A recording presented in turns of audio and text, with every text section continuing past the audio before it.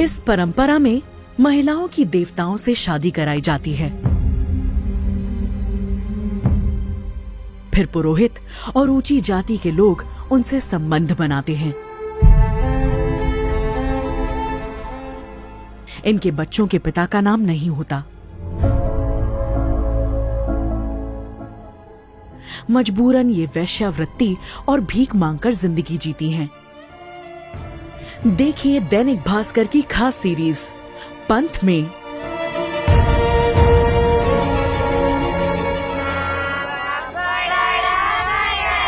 एक ऐसी परंपरा जहां धर्म के नाम पर बच्चियों को मंदिर में दान कर देवदासी बनाया जाता है। देवदासी प्रथा भले ही गैर कानूनी है, लेकिन दक्षिण भारत के कई राज्यों में आज भी ये प्रथा जारी है। हम बेंगलुरु से 400 किलोमीटर दूर उत्तरी कर्नाटक के जिला कोपल के उक्करकेरी गांव पहुँचे, जिसे देवदासियों का गांव भी कहा जाता है।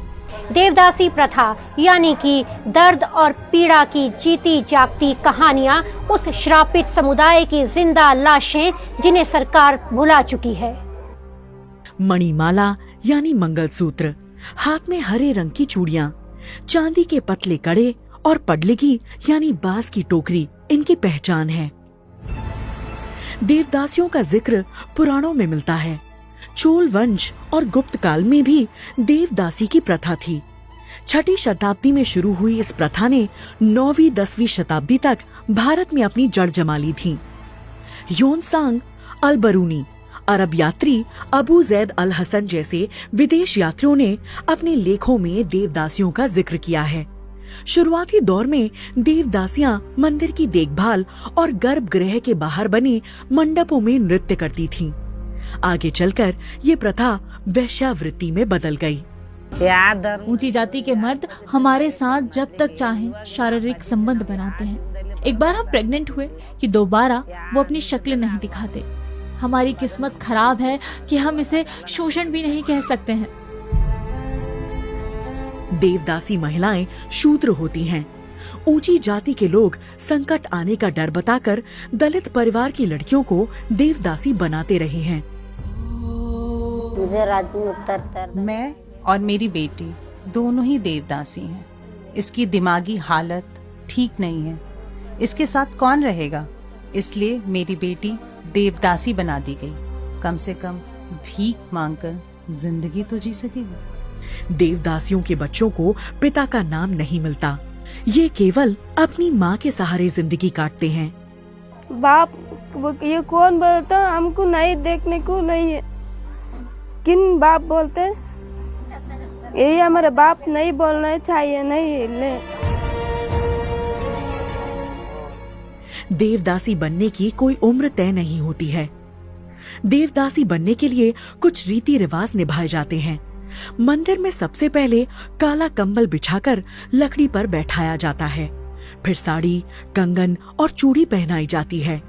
उनके चारों तरफ बांस की टोकरी यानी पडलगी रखी जाती है।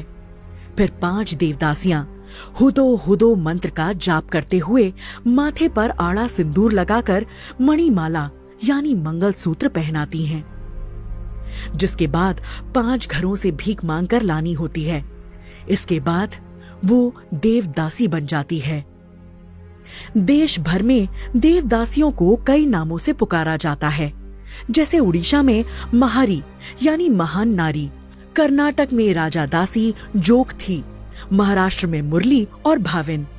वहीं स्थानीय देवियां यल्लमा, होलगेमा और होसुरमा के नाम पर दलित महिलाओं को देवदासी बनाया जाता है। यह तीनों देवियां बहन हैं, जिनके मंदिरों में आज भी देवदासियां मौजूद हैं। तो इनका कहना है बसम्मा का कि ये अभी 3 साल पहले देवदासी बनी है। तो बसम्मा की जो बात है वो सरकार के दावों की पूरी तरह से पोल खोल रही है। कर्नाटक सरकार ने 1982 में इस प्रथा पर रोक लगा दी थी, लेकिन आज भी कर्नाटक में लगभग 70,000 से ज्यादा देवदासियां मौजूद हैं। और सरकार से इनको खाली 1500 रुपया पेंशन मिलती है। आजकल 1500 रुपया में इनके गुजारा चलना बहुत मुश्किल है। और इनका जो लड़के लोग हैं इनको अलग से ही देखते हैं। इनकी बहुत कठिन परिस्थिति में ये जीवन चला रहे हैं। पूर्णिमा की रात देवदासियां देवियों को खुश करने के लिए सालों से मंदिर में पूजा पाठ की रस्में निभाती आ रही हैं। गोद में बच्चे लिए लोगों की खुशियों की दुआएं देती ये देवदासियां खुद के जीवन में खुशियों से दूर हैं।